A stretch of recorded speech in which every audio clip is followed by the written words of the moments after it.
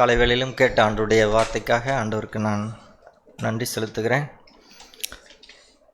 தேவன் நம்முடைய பாவங்களை மட்டும் நமக்கு மன்னிக்கவில்லை, நம்முடைய எல்லா பாவங்களையும் நமக்கு மன்னித்து அதிலிருந்து நமக்கு ரட்சிப்பு, ஒரு விடுதலையும் தேவன் நமக்கு அவர் தந்திருக்கிறார். அதோடு மட்டும் இல்லாமல் அவர் நம்மோடு கூட இருக்கிறார்.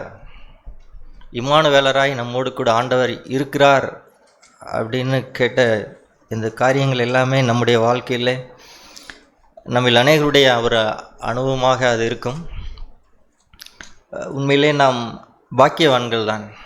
ஏனென்றால் ஒரு பாவ மன்னிப்பு அப்படின்னு சொல்லுவது இன்றைக்கி நாம் ஏதோ அவைகளை அறிந்து கொண்டபடினால் நாம் எளிதாக நாம் எண்ணுகிறோம்.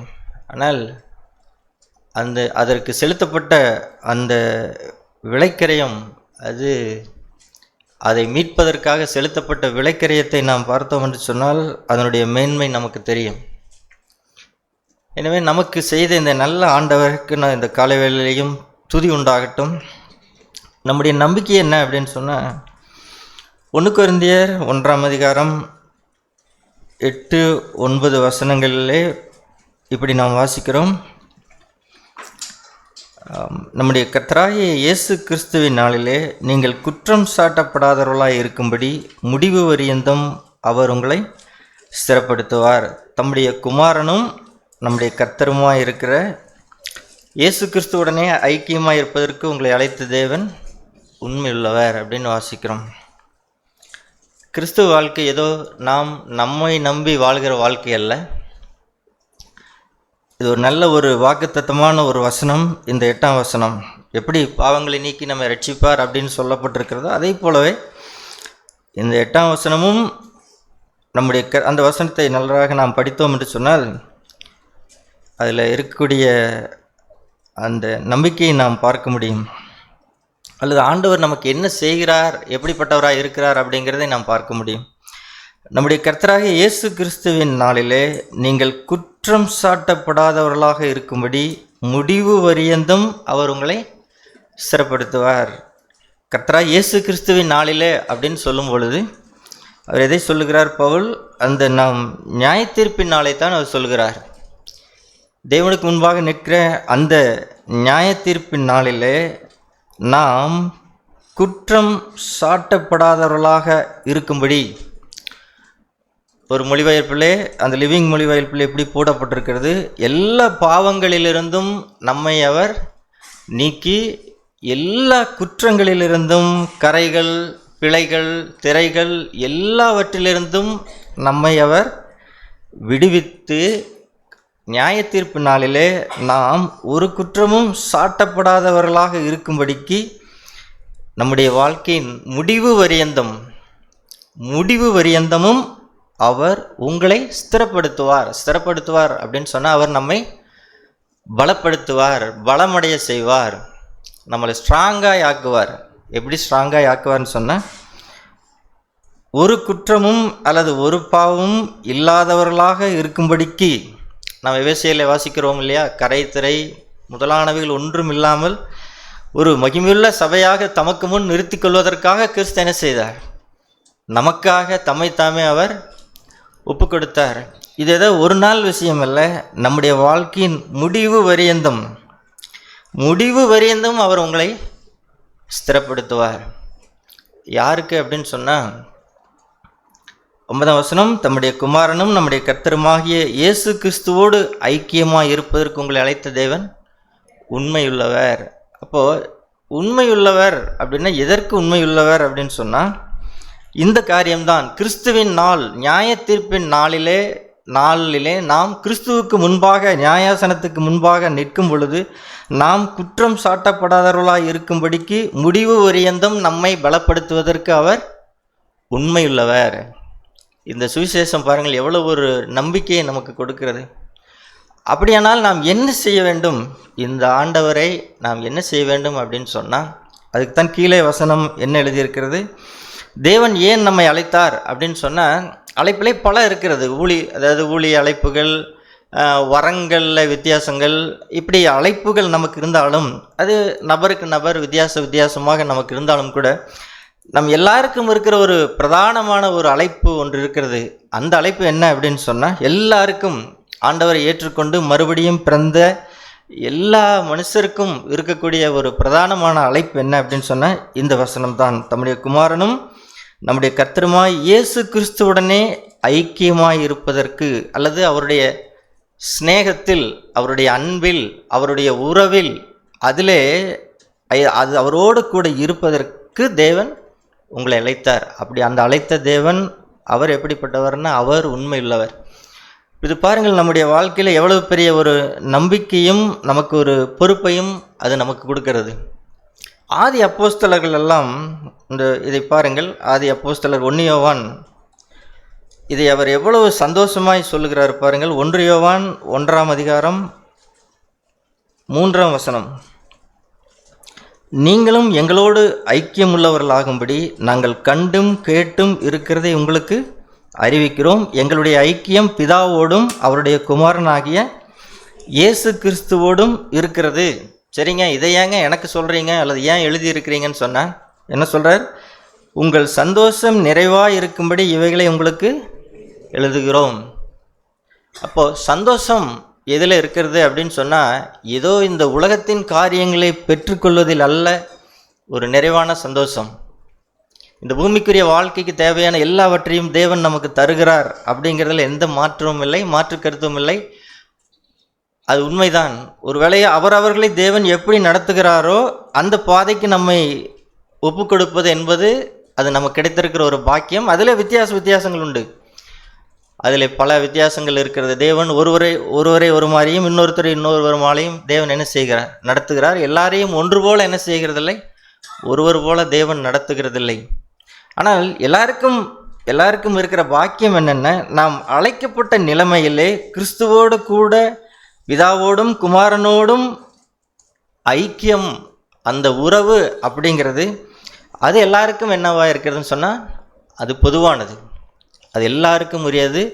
அது அவர் என்ன சொல்லுகிறார்? அவருடைய குமாரனாகிய இயேசு கிறிஸ்துவோடும் இருக்கிறது அப்படின்னு சொல்கிறார். இது எழுதும்போது யோவான் அவர் வயது முதிர்ந்த ஒரு நபராக அவர் இருந்தார். அந்த வயது முதிர்ந்த காலத்திலே, வாலிப வயதிலே ஆண்டவரிடத்தில் வந்த அவர் ஆண்டவரோடு கூட வாழ்ந்து அவருடைய உபதேசங்களை கேட்டு அதில் நிலைத்திருந்து அந்த ஐக்கியத்தையெல்லாம் பார்த்து அவர்தான் இப்போவும் அவர் என்ன சொல்லுகிறார் அப்படின்னு சொன்னால் இருக்கிறது அப்படின்னு சொல்கிறார். நம்மில் அநேகருக்கு ஆரம்ப காலகட்டங்கள் எப்படி இருந்ததுன்னு சொன்னால், ஆமாம், அது அவ்வளோ நிச்சயமாக இருந்தது. ஆரம்ப காலகட்டங்களிலே எனக்கும் தேவனுக்கும் இருக்கிற ஐக்கியம் எப்படி இருந்தது அப்படின்னு சொன்னால் அது ஒரு நிதர்சனமான உண்மையாகவும் மிகுந்த சந்தோஷம் உள்ளதாகவும் இருக்கிறது. ஆனால் காலங்கள் கடந்து 10 வருடங்கள் 20 வருடங்கள் 30 வருடங்கள் என்று கழிந்த பின்னாடி அது இருக்கிறதா அப்படின்னு சொல்லி என்ன செய்ய வேண்டியதாக இருக்குது, நாம் பார்க்க வேண்டியதாக இருக்குது. ஆனால் யோவான் சொல்லுகிறார் எங்களுக்கு இருக்கிறது அப்படிங்கிறார். அவருடைய குமாரனோடும் பிதாவோடும் இருக்கிற அந்த ஐக்கியம் எங்களுக்கு இருக்கிறது. அதை எப்படி கண்டுபிடிப்பது? தேவனோடு கூட இருக்கிற அந்த ஐக்கியம் பாருங்கள், எவ்வளவு தேவன் அதை விரும்புகிறார். தாவீது சொல்லுவார் இல்லையா, சங்கீதம் 16 தேவனுடைய சமூகத்தில் என்ன இருக்கிறது? ஆனந்தம். தேவனுடைய சமூகத்திலே ஆனந்தமும் உமது வலது வருஷத்திலே நித்திய பேரின்பம் இருக்கிறது அப்படின்னு சொல்லுவார். அப்போ இந்த சந்தோஷமெல்லாம் எப்படி கிடைக்கும் அப்படின்னு சொன்னால் தேவனுக்கும் நமக்கும் இருக்கிற உறவு அப்படிங்கிறது ரொம்ப முக்கியம். இதை நாம் எப்படி இருக்கிறோம் அப்படிங்கிறது தான் நாம் இந்த நாளிலே நாம் பார்ப்போம். எனக்கும் தேவனுக்கும் இருக்கிற அந்த உறவு எப்படி இருக்கிறது? யோவான் சொல்லுகிறார் அது இருக்கிறது அப்படின்னு சொல்கிறார். இந்த காலை வேளையிலே நாம் நம்மை நிதானித்து பார்ப்போம். எனக்கும் தேவனுக்கும் இருக்கிற உறவு எப்படி இருக்கிறது அப்படிங்கிறதை நாம் என்ன செய்யணும்? நாம் பார்க்க வேண்டும். இங்கே அப்படின்னா என்ன? 6ஆம் வசனத்தில் அவர் என்ன சொல்லுகிறார்? 1 யோவான் 1ஆம் அதிகாரம் 6ஆம் வசனம், நாம் அவரோடு ஐக்கியப்பட்டவர்கள் என்று சொல்லியும் இருளிலே நடக்கிறவர்களாக இருந்தால் சத்தியத்தின்படி நடவாமல் பொய் சொல்லுகிறவர்களாக இருப்போம். அவரோடு நான் ஐக்கியப்பட்டேன் அப்படின்னு சொல்லியும், அல்லது ஒரு மனிதன் சொல்லுகிறான் எனக்கும் ஆண்டவரோடு கூட ஒரு ஐக்கியம் இருக்கிறது, ஒரு உறவு இருக்கிறது அப்படின்னு சொன்னால் அதனுடைய நிரூபணம் என்ன? அது எப்படி கண்டுபிடிக்கிறது அப்படின்னு சொன்னால் அவன் எப்படி நடக்க மாட்டான்? இருளிலே நடக்க மாட்டான். இருள் என்று சொன்னால் நாம் பாவம் அப்படின்னு சொல்லலாம். பாவம் என்ன செய்யாது அப்படின்னு சொன்னால், தேவன் ஒளியாக இருக்கிறார், அவரிடத்தில் எவ்வளவேனும் இருளை அப்படின்னு என்ன அர்த்தம்? தேவன் ஒளியாக இருக்கிறார், அவரிடத்திலே பாவம் என்பதே இல்லை. அதே போலத்தான் ஒரு மனிதன் உண்மையிலேயே ஒளியிலே அல்லது அவரோடு கூட ஐக்கியப்பட்டவனாக இருந்தான் என்று சொன்னால், இருள் என்பது அவங்களுடைய வாழ்க்கையில் என்ன செய்யாது, இருக்காது. இருளிலே அவன் நடக்க மாட்டான். ஆண்டவர் சொன்னார், என்னை பின்பற்றுகிறவன் இருளிலே நடவாமல் அவன் ஜீவ ஒளியை அடைந்திருப்பான் அப்படின்னு சொன்னார். ஜீவ ஒளி, லைஃப் ஆஃப் லைட், அதாவது ஒரு ஜீவனை தரக்கூடிய அல்லது உயிருள்ள ஒரு வெளிச்சத்தை அவன் பெற்றிருப்பான் அப்படின்னு சொல்லி ஆண்டவர் சொல்கிறார். அப்போ இங்கே பாருங்கள், அதே அதிகாரத்தில் 1 யோவான் 1ஆம் அதிகாரத்தில் அவர் சொல்லுகிறார் 9ஆம் வசனத்தில், நாம் கேட்டதைப் போலத்தான் ஒளியிலே இருக்கிறேன் என்று சொல்லியும் தன் சகோதரனை பகைக்கிறவன் இதுவரைக்கும் இருளிலே இருக்கிறான். அப்போ அவரோடு நான் ஐக்கியப்பட்டிருக்கிறேன் அப்படின்னு சொன்னால் என்னிடத்துல என்ன இருக்காது அப்படின்னு சொன்னால், பகை என்ன செய்யாது, பகை இருக்காது, பாவம் இருக்காது, கோபம் என்ன செய்யாது, கோபம் இருக்காது. அதுதான் அதனுடைய அடையாளங்கள். ஸோ இதை நாம் நம்முடைய வாழ்க்கையிலே வாஞ்சிக்கும்படிக்கு இந்த நாளிலும் கூட ஒரே ஒரு மனிதன், அந்த மனிதனுடைய வாழ்க்கை நமக்கு மிகப்பெரிய ஒரு சவால். அதை இந்த காலை வேளையிலே ஒரு சில வார்த்தைகளை நாம் தியானிக்கலாம் என்று நினைக்கிறேன். அந்த நபர் யார் அப்படின்னு சொன்னால், முதலாக தேவனோடு சஞ்சரித்த ஒரு மனிதன். அந்த மனிதன் யாருன்னா, ஆதியாகமம் 5ஆம் அதிகாரம் ஏனோக்கை குறித்து நாம் வாசிக்கிறோம். ஆதியாகமம் 5ஆம் அதிகாரம் ஏனோக்கு 22ஆம் வசனம். ஏனோக்கு மெத்துசாலாவை பெற்ற பின் 300 வருஷம் தேவனோடு சஞ்சரித்து கொண்டிருந்து குமாரரையும் குமாரத்திகளையும் பெற்றான். அப்போ இந்த ஏனோக்கு என்ன செய்து கொண்டிருந்தார் அப்படின்னு சொன்னால், இதுக்கு ஒரு கதை இருக்குது. மெத்துசாலா அப்படின்னு பிறப்பு பற்றி ஒரு கதை இருக்குது. நான் என்ன சொல்ல வருகிறேன்னு சொன்னால், ஏனோக்கு 300 வருஷம் தேவனோடு கூட சஞ்சரித்து கொண்டிருந்து குமாரரையும் குமாரத்திகளையும் பெற்றான். இந்த ஏனோக்கை பற்றி பல விசேஷங்கள் உண்டு வேதத்தில். முதன் முதலாக ஏதேன் தோட்டத்துக்கு வெளியே தேவனோடு கூட நடந்த முதல் மனிதன் ஏனோக்கு தான். அதற்கு முன்பாக எத்தனையோ பேர் பிறந்தார்கள். கிட்டத்தட்ட ஏனோக்கு 7ஆம் தலைமுறை அப்படின்னு சொல்லி நாம் வாசிக்கிறோம். அதற்கு முன்பாக எத்தனையோ ஜனங்கள் பிறந்தார்கள். அதற்கு முன்பாக ஆபேல் ஒரு நல்ல மனிதனாக இருந்தான். அவன் தேவனை கனம் பண்ணுகிற மனிதனாக அவன் இருந்தான். ஆனால் அவனை காயின் கொன்று போட்டான். எனவே அதற்கப்புறம் நாம் அநேகர் பிறந்தார்கள். அப்படி பிறந்ததில் நாம் பார்க்கும்போது இந்த ஏனோக்கு மட்டும் ஒரு விசேஷமான மனிதனாக இருந்தான். இந்த ஏனோக்கு நம்மை போல ஒரு சாதாரண மனிதன்தான். அவனுக்கு 65 வயதான போது, 21ஆம் வசனம், ஏனோக்கு 65 வயதான போது மெத்துசாலாவை பெற்றான் அப்படின்னு சொல்லி வாசிக்கிறோம். பொதுவாக இந்த மெத்துசாலாவை பற்றி சொல்லுவார்கள். மெத்துசாலா அப்படிங்கிறதுக்கு 65 வரை நம்மை போல தேவனை குறித்த ஒரு உணர்வில்லாமல் ரட்சிக்கப்படாத நம்முடைய வாழ்க்கை எப்படி இருக்குமோ அப்படித்தான் ஏனோக்கும் வாழ்ந்தார். எத்தனை வருடங்கள் வாழ்ந்தார்? 65 வருடங்கள் வாழ்ந்தார். அதற்கு பின்பாக இந்த மெத்துசாலா பிறந்ததுக்கு அப்புறம் அவனுக்கு ஒரு வெளிப்பாடு கிடைத்தது. என்ன வெளிப்பாடு கிடைத்தது அப்படின்னு சொன்னால், இந்த மெத்துசாலா அவன் எப்பொழுது மரிக்கிறானோ அப்பொழுது இந்த உலகத்திற்கு நியாய தீர்ப்பு வரும் அப்படிங்கிறதை இந்த ஏனோக்கு அவனுக்கு தேவன் என்ன செய்திருந்தார்னா வெளிப்படுத்தி இருந்தார். அதற்கப்புறம் ஏனோக்குடைய 65 வயதுக்கு அப்புறம் அவன் 300 வருடங்கள் அவன் வாழ்ந்தான். அவன் அந்த 300 வருடங்களும் தேவனோடு கூட ஒரு சஞ்சரிக்கிற மனிதனாக அவன் இருந்தான். நம்மை போல இருந்தான். அவன் இன்னைக்கு நிறைய பேர் நினைக்கிறாங்க, தேவனோடு சஞ்சரிக்கிற வாழ்க்கை அப்படிங்கிறது அது நான் தனியாக போய் தனியாக ஆண்டவரோடு சஞ்சரிக்கிறது, இந்த குடும்பம், பிள்ளைகள், இந்த வேலை இதெல்லாம் வச்சுட்டு என்ன செய்ய முடியாது. இதெல்லாம் அப்படியெல்லாம் ஆண்டவரோடு சஞ்சரிக்கணும்னா ஒரு சன்னியாசியாக போயிடணும். எங்கேயாவது காட்டுக்கோ அல்லது எங்கேயாவது தனியாக போய் எனக்கு எந்த தொந்தரவும், மனுஷ சஞ்சாரமே இல்லாத இடத்துக்கு போயிட்டா தான் என்ன செய்ய முடியும், தேவனோடு சஞ்சரிக்க முடியும்னு நினைக்கிறாங்க. அநேகர் உலகத்தில் அப்படித்தான் சன்னியாசியாக போயிடுறாங்க. ஆனால் வேதம் நமக்கு என்ன சொல்லுகிறது? இந்த மெத்துசாலா, இந்த ஏனோக்கை பாருங்கள், அவன் என்ன செய்தான்? அவனுக்கு ஒரு குடும்பம் இருந்தது. அவன் மெத்துசாலாவை மட்டும் பிறக்கவில்லை. அதுக்கப்புறம் பாருங்கள், அந்த 22ஆம் வசனத்தில் குமாரரையும் குமாரத்திகளையும் பெற்றான். அதற்கப்புறம் மெத்துசலாவுக்கு அப்புறம் அநேக அவனுக்கு குமாரர்கள் குமாரத்திகள் பிறந்தார்கள். அவன் ஒரு தொழில் செய்கிற மனிதனாக இருந்தான். அந்த காலத்திலெல்லாம் விவசாயம்தான் இருக்கும்.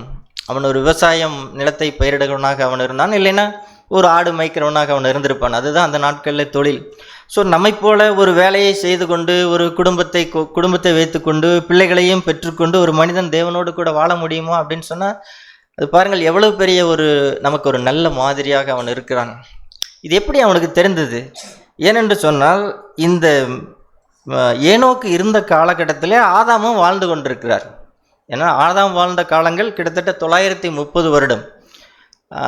இவர் பிறந்தபோது ஆதாமுக்கு ஒரு 622 வயது வருகிறது. கணக்கு பார்க்கும் பொழுது ஏனோக்கு பிறந்தபோது அவருக்கு வயது ஒரு 622.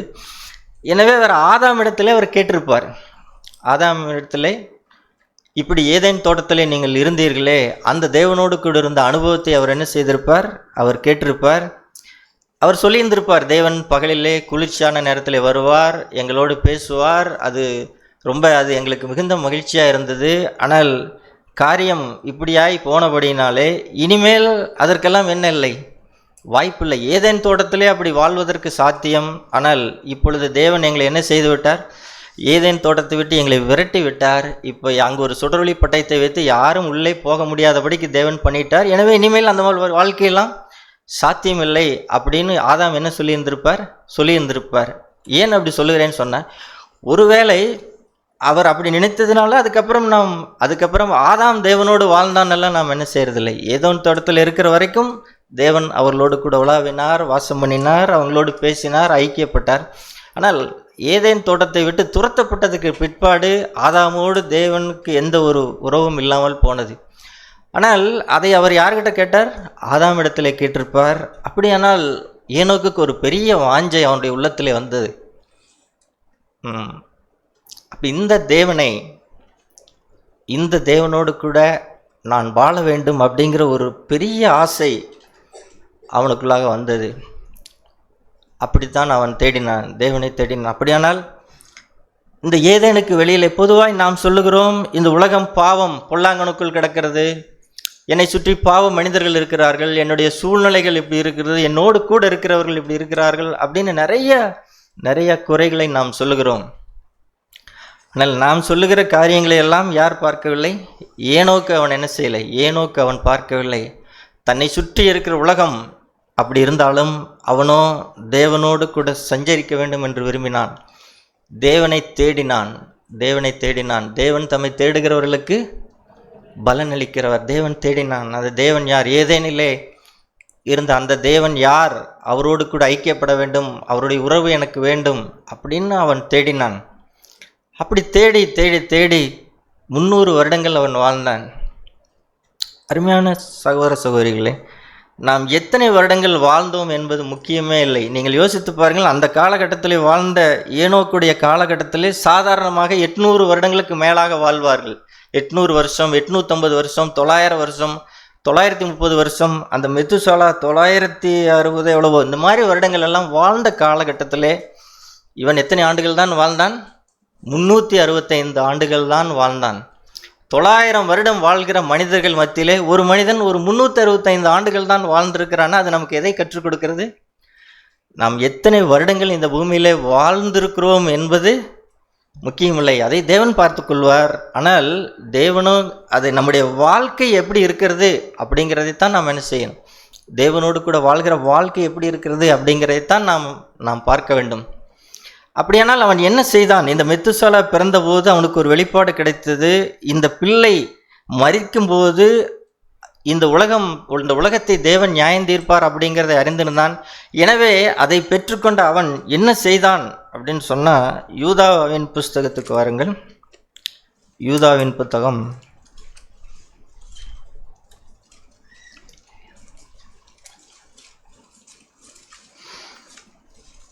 யூதாவின் புத்தகம் 14ஆம் வசனம், 332வது பக்கம். ஆதாமுக்கு 7ஆம் தலைமுறையான ஏனோக்கும் இவர்களை குறித்து, இதோ எல்லாருக்கும் நியாய தீர்ப்பு கொடுக்கிறதற்கும் அவர்களில் அவபக்தி உள்ளவர்கள் யாவரும் அவபக்தியாய் செய்து வந்த சகல அவபக்தியான கிரியைகள் நிமித்தமும் தமக்கு விரோதமாய் அவபக்தியுள்ள பாவிகள் பேசின கடின வார்த்தைகள் எல்லாவற்றின் நிமித்தமும் அவர்களை கண்டிக்கிறதற்கும் ஆயிரமான தமது பரிசுத்தவான்களோடு கூட கர்த்தர் வருகிறார் என்று முன்னறிவித்தான். பாருங்கள்,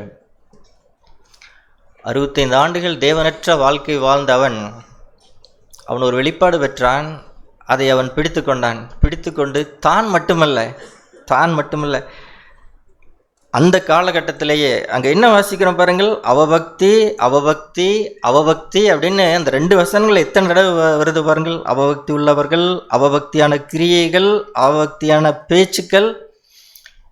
இப்போ இன்னைக்கு இருக்கிறது போல தான் அன்றைக்கும் உலகம் இருந்தது. அன்னைக்கு மட்டும் பெரிய அவர்கள் பரிசுத்தவான்களா இல்லை, இன்றைக்கு நாம் பார்க்கிற உலகத்தை போல தான் அன்னைக்கும் இருந்தது. ஆனால் இந்த ஏனோக்கு அவன் என்ன செய்தான்? இந்த வெளிப்பாட்டை பெற்ற பிறகு அவன் ஒன்றை கண்டுபிடித்தான். அவர்களை கண்டிக்கிறதற்கு ஆயிரமான தமது பரிசுத்தவான்களோடு கூட கர்த்தர் வருகிறார் என்று முன்னறிவித்தான். இவன் மிகப்பெரிய ஒரு தீர்க்கதரிசி. அநேக தீர்க்கதரிசிகள், ஏசாயா போன்றோரெல்லாம், சாமுவேல், மோசே போன்றோரெல்லாம் கிறிஸ்துவனுடைய முதல் வருகையை முன்னறிவித்தார்கள். என்னை போல ஒரு சகோதரனை உங்களுக்குள்ளே எழும்ப பண்ணுவார், அல்லது நமக்கு ஒரு பாலகன் பிறப்பார் அப்படின்னு சொல்லி கிறிஸ்துவனுடைய முதல் பிறப்பை குறித்து அநேகர் தீர்க்க தரிசனம் சொன்னார்கள். ஆனால் இவன் ஒரு முதல் தீர்க்கதரிசி. ஆனால் இவன் எதை குறித்து பேசுகிறான் என்று சொன்னால், கிறிஸ்துவின் 2ஆம் வருகையை குறித்து பேசுகிறான். கிறிஸ்துவின் முதல் வருகையை குறித்து அவன் பேசவில்லை. கிறிஸ்துவின் 2ஆம் வருகை குறித்து ஆயிரமான பரிசுத்தவான்களோடு கூட ஆண்டவர் வருகிறார் அப்படிங்கிறதை முன்னறிவித்த முதல் மனிதன் யார்? இந்த ஏனோக்கு தான். எனவே அவனுடைய வாழ்க்கை என்னாகி போட்டது அப்படின்னு சொன்னான், தன்னை அப்படியாய் அவன் காத்து கொண்டான். இன்னைக்கு அநேகர் தேவனுடைய அன்பை குறித்தும், தேவனுடைய இரக்கை குறித்தும், மன்னிப்பை குறித்தும் நிறைய நாம் பேசுகிறோம். அது உண்மைதான், அதை தியானிக்கிறோம், அது நமக்கு அவசியம். ஆனால் அதோடு கூட நாம் நின்று விடாமல் அடிக்கடி நாம் என்ன செய்யணும் அப்படின்னு சொன்னால், அந்த நியாயாசனத்திற்கு முன்பாக, நான் ஒரு நாளிலே கிறிஸ்துவின் நியாயாசனத்துக்கு முன்பாக நிற்கப் போகிறேன் என்கின்ற அந்த உணர்வோடு கூட வாழ வேண்டியது அவசியம், நமக்கு தேவை.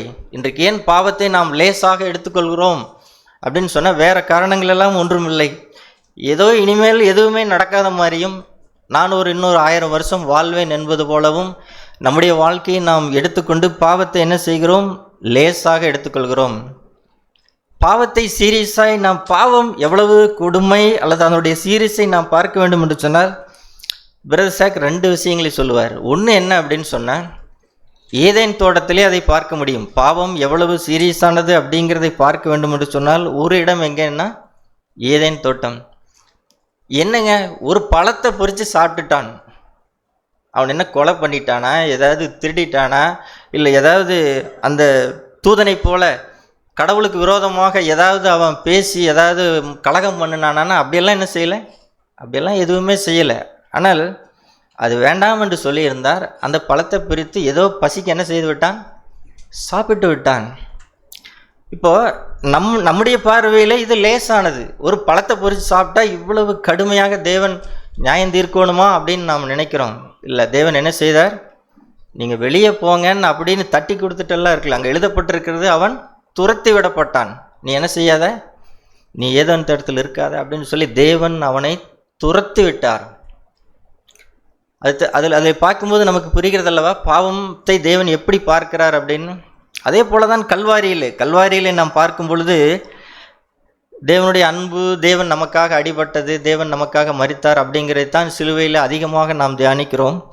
ஆனால் அதே சிலுவையில் இன்னொன்றையும் நாம் பார்க்க வேண்டும்.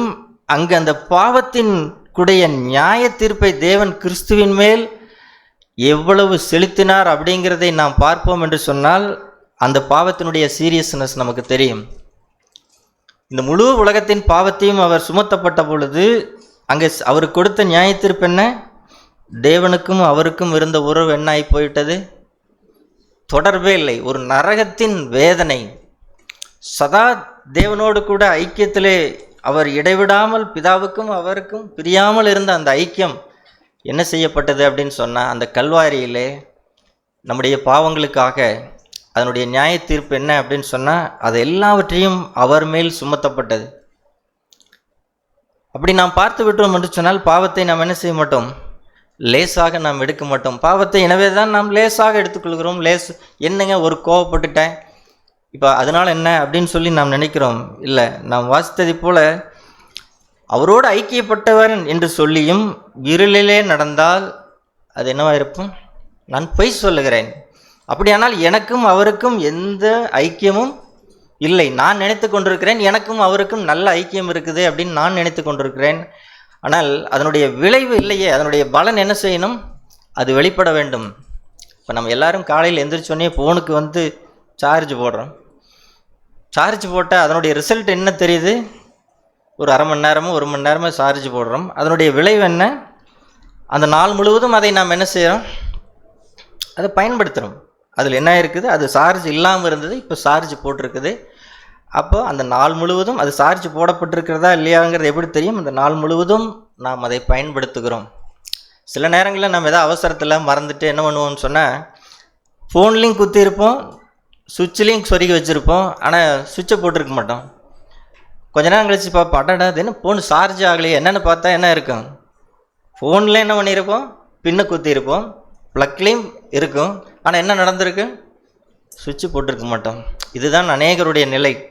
பார்த்தா கனெக்ஷன் இருக்கிற மாதிரியே இருக்குது, சுவிட்சு ப்ளக்லேயும் இருக்குது, ஃபோன்லேயும் கனெக்ஷன் இருக்குது, ஆனால் என்ன இல்லை?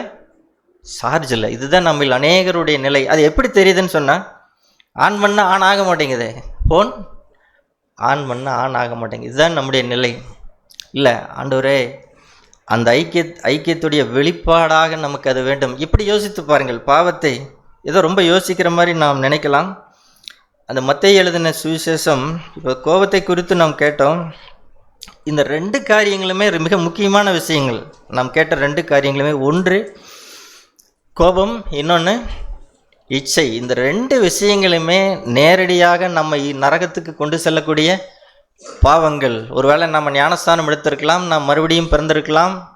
இதை வைத்துக்கொண்டு நம்ம என்ன செய்ய முடியாதுன்னா, எனக்கு அப்படியெல்லாம் நடக்காது அப்படின்னு சொல்லி நாம் நினைக்க வேண்டாம். இங்கே ஆண்டவர் பாருங்கள், அதில் 3 மத்தேயு 5ஆம் அதிகாரத்தில் அவன் என்ன சொல்லுகிறார்? நான் உங்களுக்கு சொல்லுகிறேன். இந்த வசனங்களெல்லாம் நமக்கு தெரியும். விஷயம் என்ன அப்படின்னு மட்டும் சொல்கிறேன். என்ன விஷயம் சொன்னால், இந்த 3 நிலைகள். கோபித்துக் கொள்பவன் நியாய தீர்ப்புக்கு எதுவாக இருப்பான், வீணனே என்று சொல்லுகிறவன் ஆலோசனை சங்க தீர்ப்பு எதுவாக இருப்பான், மூடனே என்று சொல்லுகிறவன் எரி நரகத்துக்கு எதுவாக இருப்பான். இந்த 3 நிலைகளை இதை பாருங்கள். நம்முடைய வாழ்க்கையிலே நாம் இதை பார்த்தோம் என்று சொன்னால், ரட்சிக்கப்பட்டு எத்தனையோ வருடங்கள் ஆகியும் கூட இப்போ நாளாக என்ன ஆகி போச்சுன்னா, இதெல்லாம் சாத்தியம் இல்லைங்க, இது இப்படித்தான் இருப்போங்கிற இடத்துக்கு நாம் வந்து விட்டோம். ஒரு காலத்திலே நாம் அதை விசுவாசித்தோம், ஆனால் இன்றைக்கி அந்த விசுவாசத்தை என்ன செஞ்சிட்டோம்? விட்டுட்டோம். இப்படி யோசித்து பாருங்கள். இப்போது நான் கோபப்படுகிற ஒவ்வொரு நேரமும் சகோதரனையோ, நான் சொல்லுகிறேன் சகோதரனையோ, மனைவியையோ அல்லது கணவனையோ கோபித்துக் கொள்ளுகிற ஒவ்வொரு நேரமும் உங்கள் அக்கௌண்ட்லேருந்து ஒரு 1000 ரூபா டெபிட் ஆகுதுன்னு வச்சுக்கோங்க. என்ன ஆகுது? நான் கோபப்படுகிற ஒவ்வொரு நேரமும் 1000 ரூபா டெபிட் ஆகுது. கோபப்படுவோமா? நல்லா யோசிச்சு பாருங்கள். உண்மையிலேயே செய்வோமா அப்படின்னு சொல்லி யோசிச்சு பாருங்கள். கண்டிப்பாக செய்ய மாட்டேன். ஒரு தடவை 2 தடவை போனாவே என்ன, ஐயோ 1000 ரூபா போச்சு, ஐயோ 1000 ரூபா போச்சு, ஐயோ இப்படியே போனால் என்ன ஆகுது, நமக்கு பேலன்ஸ் இல்லாமல் போயிருமே அப்படின்னு சொல்லி போட்டு அந்த பணத்தை காத்துக்கொள்வதற்கு நம்ம என்ன செய்ய மாட்டோம். அட்லீஸ்ட் இது கடைசி. நான் சொல்கிறது இன்னும் உயர்ந்த நிலைகளெல்லாம் இருக்குது. கிறிஸ்துவனிடத்தில் அன்பு கூர்ந்து அதை நேசித்து அதெல்லாம் ரொம்ப தூரம், அதெல்லாம் ரொம்ப மேன்மையான நிலைகள். அதை பற்றி நான் சொல்கிறது இருக்கிறதுலே ரொம்ப கடைசியான நிலை. ரொம்ப இருக்கிறதுலே கடைசி என்னென்னா, நான் இப்போ கோவப்படுறேன், கோவப்பட்டு ஒரு வார்த்தையை ஏதோ சொல்லிடுறேன். இப்படி சொன்னோன்னே என்ன செஞ்சிருதுன்னா, முதல் ஸ்டேஜில் ஒரு 1000 ரூபா காணாமல் போயிடுது. அதுக்கப்புறம் என் மனைவியை பார்த்து என்ன சொல்லுகிறேன், நீ வீணன் அப்படின்னு சொல்கிறேன். நீ வீண், உன்னை கட்டிட்டு நான் படுற பாடு இருக்குது பார்த்தீங்களா, அது வீண் அப்படின்னு நான் நினைக்கிறேன். அல்லது என்னோட கணவனை பார்த்து நான் சொல்லுகிறேன், உங்களை எல்லாம் கட்டிட்டு என்னை அங்கே கேட்டாங்க இங்கே கேட்டாங்க, கடைசியில் இப்படி நான் மாட்டிட்டு என்னமோ வாழணும்னு வாழ்ந்துட்டு இருக்கிறேன் அப்படின்னு சொல்லி நாம் என்ன செய்கிறோம், நினைக்கிறோம். அப்படி நினைத்தா 2000 ரூபா காணாமல் போயிடுது. அப்படின்னு நினச்சா 2000 ரூபா காணாமல் போயிடுது. அதுக்கப்புறம் மூடனை முட்டாள், உனக்கு வந்து ஒன்றுமே தெரிய மாட்டேங்குது, இத்தனை வருஷம் எங்கள் கூடயே இருக்கிற உனக்கு என்ன செய்ய மாட்டேங்குது, என்னை புரிஞ்சிக்க முடியல, எனக்கு ஏற்ற மாதிரி செய்ய முடியல, நான் சொல்கிறது உனக்கு விளங்கவே மாட்டேங்குது அப்படின்னு முன்னா 3000 ரூபா காணாமல் போயிடுது. இப்படி போயிட்டே இருந்ததுன்னு வச்சுக்கோங்க, கோவப்படுவோமா சொல்லுங்கள்? கோவப்படவே மாட்டோம். இது எதை காண்பிக்கிறது? இது ஒரு வேளை சிரிப்பாக இருந்தாலும் இது எதை காண்பிக்கிறதுனா, தேவனோடு இருக்கிற ஐக்கியத்தை விட பணம் எனக்கு முக்கியமாக இருக்குது. தேவனோடு இருக்கிற ஐக்கியம், நான் கோவப்படுறேன், தேவனுக்கும் எனக்கும் இருக்கிற ஐக்கியம் முறிந்து போயிடுறது, அதை பற்றி எனக்கு என்ன இல்லை, அதை பற்றி எனக்கு கவலை இல்லை. ஆனால் ஒரு 1000 ரூபா காணாமல் போனது, ஐயோ 1000 ரூபா காணாமல் போச்சு, இதுக்காகவாது நாம் என்ன செய்யணும், கோவப்படக்கூடாது அப்படின்னு சொல்லி நாம் நினைக்கிறோம். யோசித்து பாருங்கள், நாம் உண்மையிலே அப்படி சீரியஸாக எடுத்தால் நம்முடைய வாழ்க்கை எப்படி மாறிடும்? கண்டிப்பாக மாறிடும். அதே போல் இந்த கீழுள்ள அதையும் பாருங்கள். இப்படி நடந்தால் ஏதோ ரொம்ப யோசிக்கிற மாதிரி நீங்கள் நினைக்க வேண்டாம். ஒருவேளை ப்ராக்டிக்கலாக உண்மையிலேயே இப்படி நடந்தால் நான் என்னவா இருப்பேன் அப்படின்னு நிதானிக்கிறதுக்காக தான் சொல்கிறேன். என் கண் 29 வசனம், உன் கண் உனக்கு இடரல் உண்டாக்கினால் அதை பிடிங்கி எரிந்து போடு அப்படின்னு சொன்னார். சகோதரனாக இருக்கலாம், சகோதரியாக இருக்கலாம். இச்சை அப்படின்னு சொல்லும்போது ஏதோ மனிதர்களை குறித்து மட்டும் இல்லை, சில பொருள்களை குறித்து கூட நமக்கு என்ன இருக்குது, ஒரு பொருளை பார்க்குறோம், இது எவ்வளோ அழகாக இருக்குது, அல்லது இது நம்ம வீட்டில் இருந்தால் எப்படி நல்லா இருக்கு அப்படின்னு சொல்லி நாம் நினைக்கிற பொருள்கள் யார் வீட்லேயுமே பார்த்துருக்க மாட்டோம், எங்கேயாவது புதுசாக இருக்கும், இது நம்ம வீட்டில் இருந்தால் நல்லா இருக்குமே, அல்லது இது நமக்கு வாங்கினா நல்லா இருக்குமே அப்படின்னு நம்ம யோசிக்கிறோம். அப்போ கண் பார்த்து இச்சிக்கிற எல்லாமே என்னதான், கண்களின் இச்சை. சரி, இப்போ இந்த கண்ணை பார்த்துட்டு இப்போ ஒரு தடவை பார்க்குறேன், கண்ணை பார்த்து இச்சிச்சா ஆண்டவர் என்ன செய்கிறார் அப்படின்னு சொன்னால், இந்த வருஷத்துக்கு கண்ணோட பார்வை இருக்குதுன்னு வச்சு, கண்ணோட பார்வை ஒரு பாயிண்ட் குறையுது, கண்ணோட பார்வை ஒரு பாயிண்ட் என்ன செய்ய, நீ இச்சிச்சிட்டின்னா கண் பார்வை என்ன செஞ்சிடும், ஒரு பாயிண்ட் குறைஞ்சி போயிடும். அடுத்த 2வது தடவை செய்யும்போது என்ன செய்யுது, அடுத்த 2 பாயிண்ட் குறையுது. அதுக்கடுத்து 3வது தடவை செய்யும்போது பார்வை குறையுது. இந்த கண் எத்தனை நாளைக்கு தாங்கும்னு நினைக்கிறீங்க? தெரியல, எத்தனை நாளைக்கு தாங்கும் அப்படிங்கிறது தெரியல. 1 மாதமா, 1 வாரமா, அல்லது 1 நாள் தான் தாங்குமா அப்படிங்கிறது தெரியல. இப்படி என்னுடைய கண் பார்வை எனக்கு போனால், என்னுடைய கண் பார்வை போனால் நான் ஏதாவது இச்சிப்பேனா? யோசித்து பாருங்க, இச்சிக்கவே மாட்டேன்.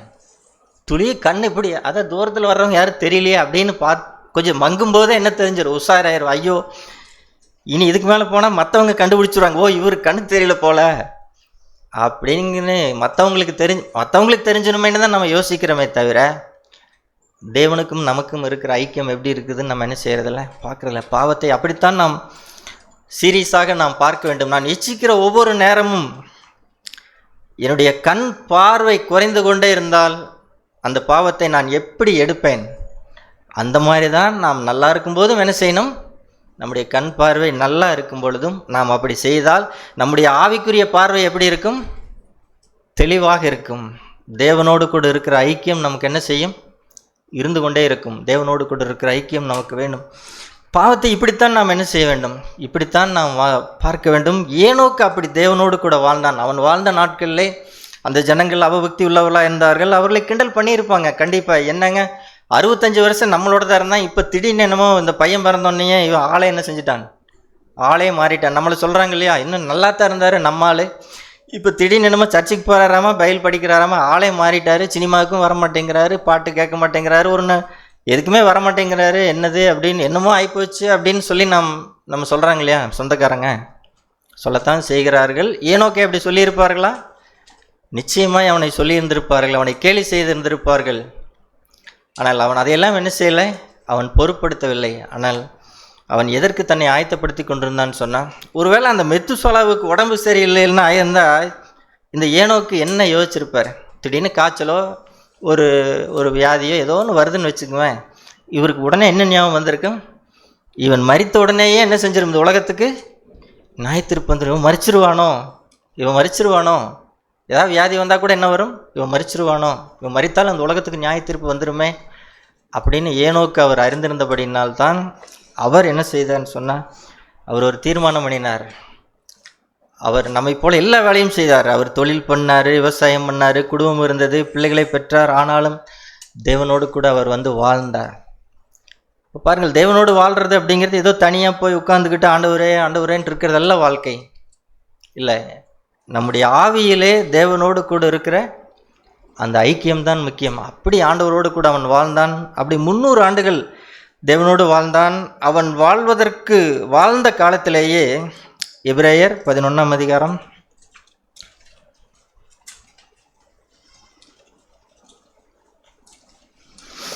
எபிரேயர் 11ஆம் அதிகாரம் 5ஆம் வசனம்.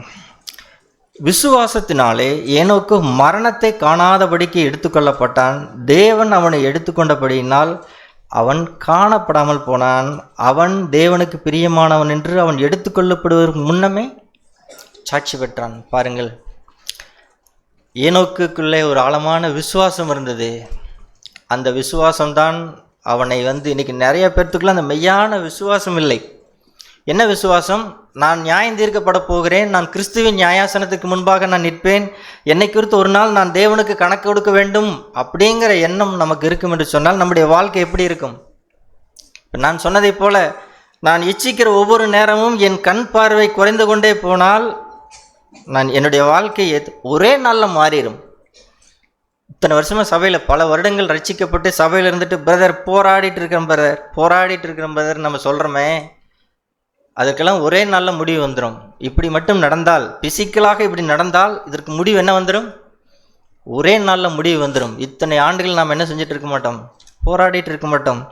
ஆனால் அவன் எடுத்துக்கொள்வதற்கு முன்பே நாம் விரும்ப வேண்டிய ஒன்று என்னென்னா, இப்போ ஏனோக்கு சரீர பிரகாரமாக அவன் ஒரு மரணத்தை காணாதபடிக்கு அவன் எடுத்துக்கொள்ளப்பட்டான்.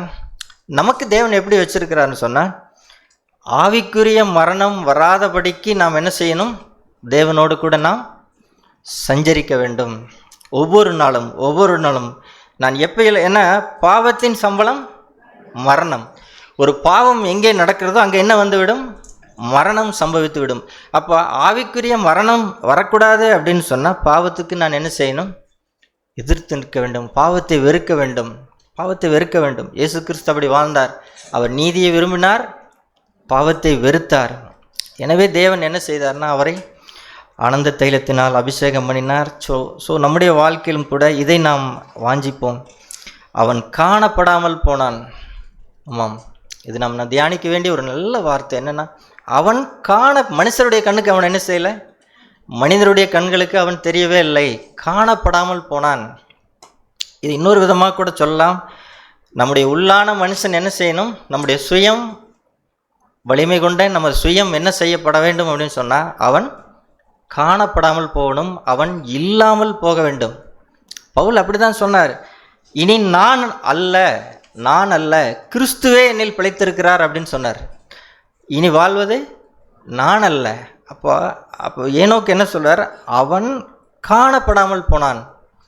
ஆமாம், நாம் அப்படித்தான் காணப்படாமல் போக வேண்டும், இல்லாமல் போக வேண்டும். இது எப்போ நடக்கும் அப்படின்னு சொன்னால், தேவனோடு கூட நாம் சஞ்சரிக்கும் போது நமக்கு அது சாத்தியம். எனவே அவன் தேவனுக்கு பிரியமானவன் என்று அவன் எடுத்துக்கொள்ளப்படுவதற்கு முன்னமே சாட்சி பெற்றான். எல்லாரும் விரும்ப வேண்டிய சாட்சி என்ன அப்படின்னு சொன்னால் இதுதான். நாம் இந்த உலகத்தில் வாழும்போதே, இந்த உலகத்தில் எனக்கு என்ன சூழ்நிலைகளாக இருந்தாலும் சரி, எவ்வளவு பெரிய நெருக்கங்கள் வந்தாலும் சரி, எவ்வளவு பெரிய துன்பங்கள் வந்தாலும் சரி, எவ்வளவு பெரிய இழப்புகள் வந்தாலும் சரி, எவ்வளவு பெரிய அவமானங்கள் வந்தாலும் சரி, ஆண்டவரே நான் தேவனுக்கு பிரியமானவன் அப்படிங்கிற அந்த ஒரு சாட்சியை நாம் மரிப்பதற்கு முன்பாகவே பெற வேண்டும். அதுதான் நம்முடைய சவால். நாம் மரிப்பதற்கு முன்பாகவே நாம் அதை பெற வேண்டும். அது எவ்வளோ பெரிய சந்தோஷமான விஷயம் பாருங்கள். பொதுவாக இன்றைக்கி குடியரசு தினம் இல்லையா? குடியரசு தினம் இது என்ன பண்ணுவாங்கன்னா, நீங்கள் டெல்லியில் போய் பார்த்தீங்கன்னா, இன்றைக்கி இந்த மிலிட்ரியில் இருந்தவங்களுக்கெல்லாம், மிலிட்ரியில் இந்த யுத்தத்தில் கை கால் அது பாதிக்கப்பட்டவங்க அல்லது சில வீர சாகசங்கள் புரிந்தவங்க, அப்படி பண்ணினவங்களுக்கெல்லாம் ஒரு பதக்கம் கொடுப்பாங்க, ஒரு மெடல் அந்த அன்னைக்கு அவங்க கொடுப்பாங்க. அதை எல்லாருக்கும் கொடுக்க மாட்டாங்க. அது ஒரு பெரிய பரிசு. அது என்னமோ பேர் சொல்லுவாங்க, என்னமோ ஏதோ வீர் சக்கரான என்னமோ ஒரு பேர் சொல்லுவாங்க.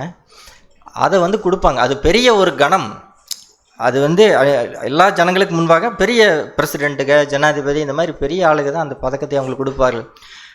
அது அந்த பாதிக்கப்பட்ட அவங்களுக்கு அதை கொடுக்கும்போது அது எவ்வளோ பெரிய கனமாக இருக்கும் பாருங்கள், எவ்வளோ பெரிய சந்தோஷம்.